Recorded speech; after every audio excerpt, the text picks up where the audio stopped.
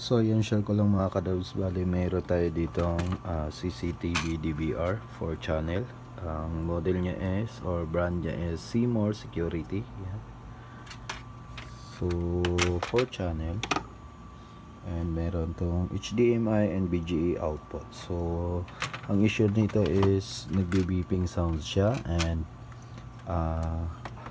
tinignan natin yung pinaka software niya is ang nakalagay sa hard disk drive niya is error or not detected hard disk drive. So ang pinaka naging issue nito upon checking natin is itong capacitor. So itong capacitor niya 1, 2, 3, 4, bali 4 na capacitor yan, and kailangan natin yung palitan. So ang value ng capacitor nito is 16 volts at 220 microfarad. Itong malaki naman is 25 volts to 20 microfarads. So yan lang mga kadabs, share lang natin to para sa mga inspiring dyan, IT dyan. So thank you.